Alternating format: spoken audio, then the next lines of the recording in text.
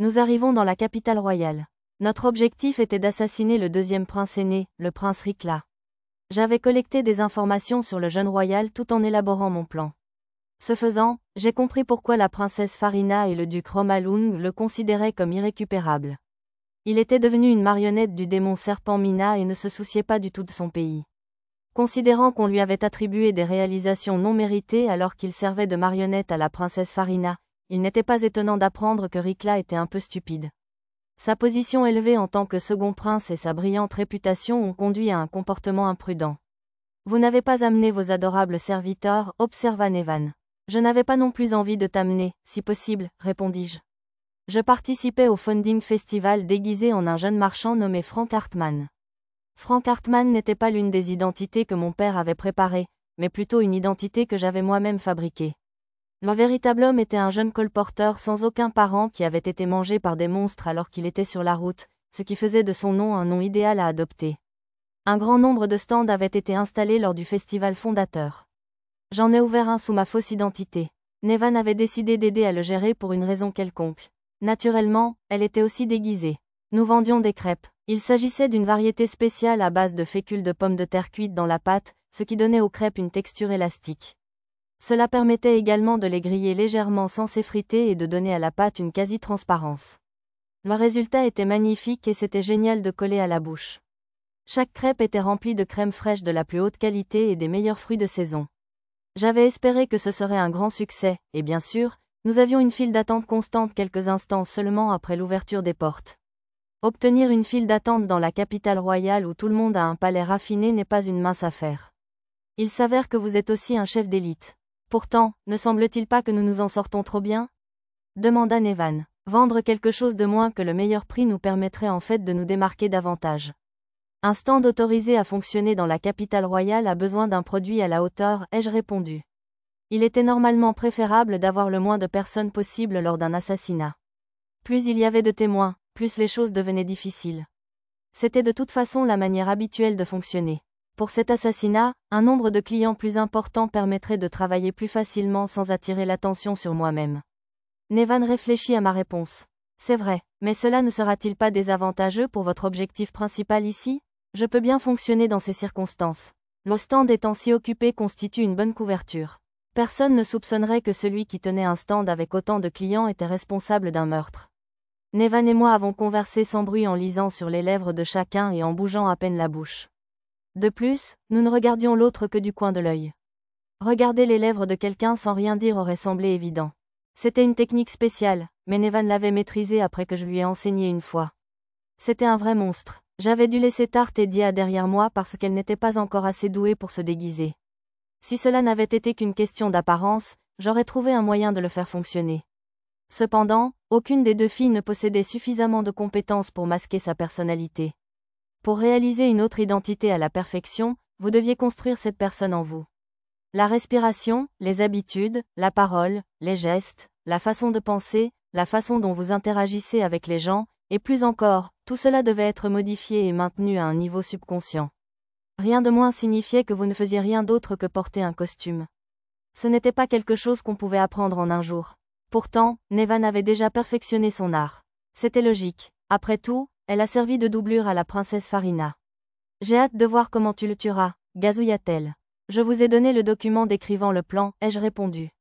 Je l'ai lu, mais tout ce que vous avez écrit, c'est que vous allez donner l'impression qu'il est mort de maladie. Vous aimez bien garder vos cartes près du gilet. Détends-toi et regarde. Je ne suis pas sûre que tu comprendras même si tu le comprends, cependant.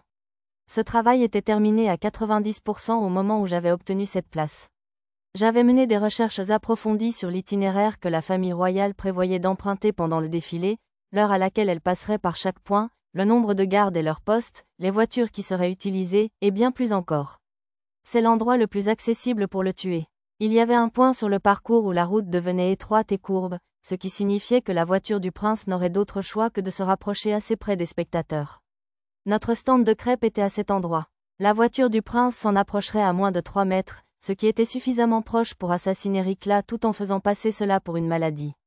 La maison Romalung avait aidé à sécuriser cet endroit. Les crêpes continuent de bien se vendre.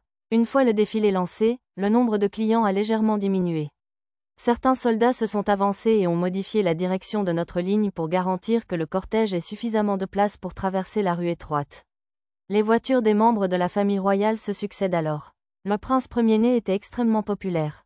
Ses prouesses militaires étaient saluées comme étant divines et il était lui-même un combattant compétent. Cependant, son sens politique lui faisait défaut. La princesse Farina, la cliente de cet assassinat, a été la suivante à susciter de vives acclamations de la foule. Les gens aimaient la jeune femme pour sa beauté époustouflante et son joli sourire.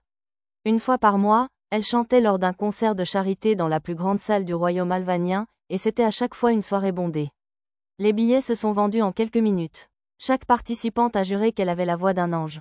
La popularité de Farina s'apparentait à celle d'une idole pop, mais c'était une façade pour sa véritable nature de maître tacticien. Tous les autres princes et princesses, à l'exception de Rikla, sont passés sans incident. Ils n'étaient pas si populaires. Les gens ne les considéraient pas comme spéciaux au-delà de leur naissance dans la famille royale. Le voici qui arrive. Le second prince fermait la marche du cortège. Les deux plus grandes stars avaient eu droit aux actes d'ouverture et de clôture, pour ainsi dire. Contrairement au premier prince, Rikla a été félicité pour ses nombreuses réalisations politiques et diplomatiques. Il était également beau et jouissait d'une renommée comparable à celle de son frère aîné et de la princesse Farina. Les foules rugissaient d'excitation lorsque le prince Rikla apparaissait. Un sourire joyeux était sur son visage. Sa voix était haute et pleine d'entrain, et il était aussi beau que tous les portraits représentant son visage. Mais il n'y avait pas de vie à ses yeux. Son regard semblait flou et lent. Il était clair pour moi qu'il n'était pas sain d'esprit. Je l'ai regardé avec mes yeux Tuatha-Dé et j'ai analysé la couleur et la longueur d'onde de son mana. Les mages s'enveloppaient toujours inconsciemment de pouvoirs magiques, même lorsqu'ils n'étaient pas sur leur garde.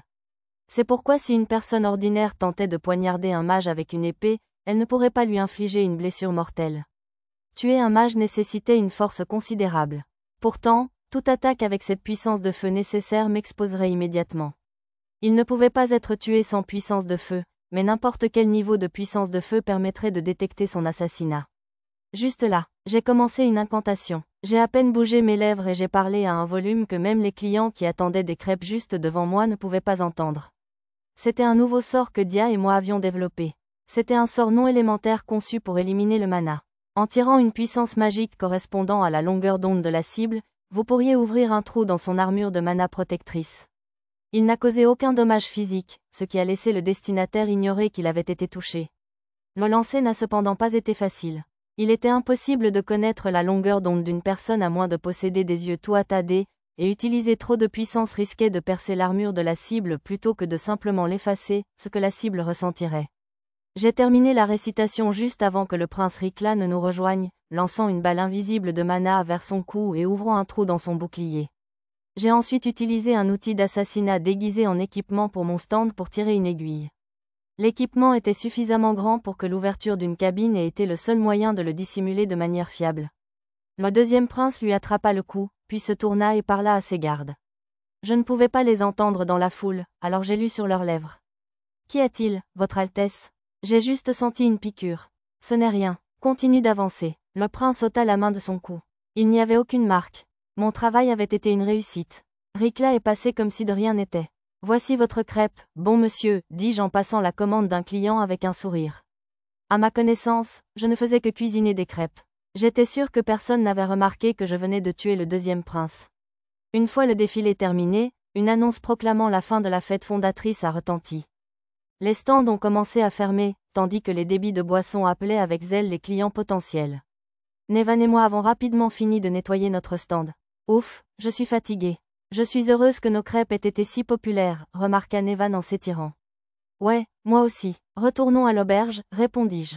Cela aurait semblé étrange si deux marchands ordinaires quittaient la ville si tard dans la journée, alors que nous avions réservé un logement à l'avance. Bien entendu, Nevan était toujours déguisé en vendeur de mon stand, et je resterai franc jusqu'à mon départ de la capitale.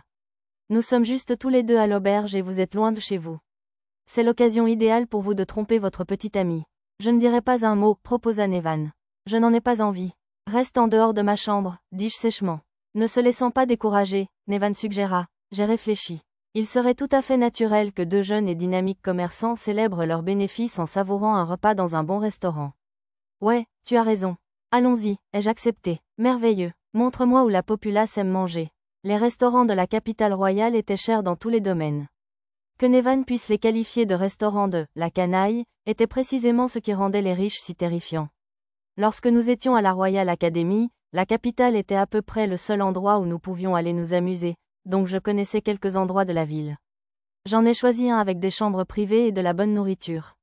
J'en voulais un où nous pourrions être seuls parce que je pensais que Nevan souhaitait parler. Une fois nos commandes arrivées, j'ai utilisé un sort de vent pour empêcher que notre conversation ne soit entendue. Nevan vit cela et sourit, comprenant visiblement ce que faisait la magie. Bon travail là-bas. J'ai quelques questions. Est-ce que ça va que le prince ne soit pas mort? Elle a demandé.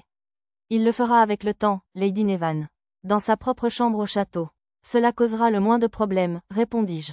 J'avais mémorisé le programme de Rikla et j'avais ajusté la dose de poison pour qu'il périsse une fois de retour dans ses appartements. AW, c'est quoi cet étouffement de Lady Nevan? Je préfère quand tu parles avec désinvolture. Je n'ai pas besoin d'agir comme Frank pour le moment. J'isolais le bruit de la pièce grâce à la magie du vent, et nous parlions de l'assassinat. Ainsi, j'étais Lou, pas Frank. Comment l'avez-vous tué exactement? J'ai utilisé une aiguille. Elle ne faisait que quelques millimètres de long. J'ai installé une machine déguisée en équipement de cuisine dans la stalle pour la tirer. Tirer de si petits projectiles est difficile, je n'ai donc pas eu d'autre choix que d'utiliser un gros appareil. Ouvrir une stalle était le seul moyen d'introduire l'engin et de le dissimuler tout en étant à portée de frappe du prince. Notre crêperie était vraiment la façade parfaite. On peut tuer quelqu'un avec une aiguille aussi petite? Oui, même si cela aurait été impossible avec une aiguille normale. L'aiguille elle-même était du poison solidifié. Je l'ai injectée dans une veine de son cou pour qu'elle soit transportée dans son sang jusqu'à son cœur, où elle fondra. Et que se passe-t-il alors? Cela provoquera un relâchement de ses muscles. Une fois que son cœur ralentira, son flux sanguin s'arrêtera. Il subira un arrêt cardiaque, faisant ressembler sa mort à une maladie. Ne découvriront-ils pas le poison? L'aiguille fondra et la toxine ne fera que détendre les muscles du corps. Il n'y aura plus rien à trouver. En vérité, il y aurait des traces dans le corps du prince Rikla, mais rien au monde ne pourrait les détecter. Quel poison intéressant. Je n'ai jamais entendu parler de quelque chose de pareil. Dans quelques heures, le prince se retirera dans sa chambre, où il est gardé par un artefact qui empêche les intrus d'entrer. Il mourra alors d'une crise cardiaque. Cela n'apparaîtra comme rien de plus qu'une mort de maladie. Comme c'est parfait. C'est un résumé de ce problème. Nous ferons grand usage de cette méthode de mise à mort dans nos futurs travaux, a déclaré Nevan avec un sourire captivant avant de prendre une gorgée de son alcool. C'est tout ce qu'elle a fait, mais d'une manière ou d'une autre, elle a rendu le geste extrêmement séduisant. C'était un bon repas. Et si nous rentrions? J'ai suggéré. Nevan hocha la tête. Oui, allons-y. Elle m'a tendu la main, me disant silencieusement de l'escorter. Je pourrais lui permettre autant. Notre succès aujourd'hui est dû à son travail préparatoire et à sa présence au stand de crêpes. J'avais besoin d'exprimer ma gratitude. Pourtant, je ne pouvais pas me permettre d'être négligent. Nevan essayait déjà de m'attirer en pressant sa poitrine contre la mienne. Il était également évident qu'elle ne portait pas un parfum ordinaire, mais un parfum conçu pour exciter les hommes. Maintenant que j'y pensais, chacune de ses manières avait été choisie spécifiquement dans ce but. Elle faisait tout ce qu'elle pouvait pour me briser. La nuit est jeune, dit-elle en riant. Apparemment, la vraie bataille commencerait une fois arrivée à l'auberge. Je ne pouvais pas me permettre de perdre. Maa et moi avions rendez-vous le lendemain, et arriver avec l'odeur d'une autre femme sur moi était une mauvaise idée. Maa a travaillé dur pour moi et elle ne méritait pas ça.